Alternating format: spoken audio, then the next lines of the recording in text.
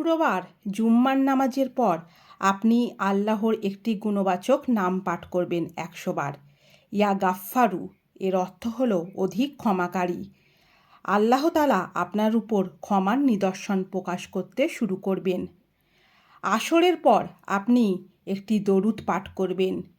দরুদটি হচ্ছে আল্লাহুম্মা সাল্লি আলা মুহাম্মাদিন নাবিইল উম্মিই ওয়া আলা আলিহি ওয়া সাল্লিম তাসলিমা। এটা পাঠ করার পর আপনি দরুদ ইব্রাহিম পাঠ করবেন।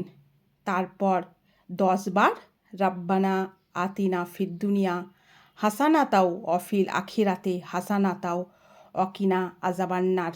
এটা পড়ে আল্লাহর কাছে আপনি যা চাইবেন, আপনি বিয়ের ব্যবস্থা হোক, চাকরি হোক, যে কোনো জিনিস চাইবেন, আল্লাহ আপনার মনের আশা পূরণ করবেন।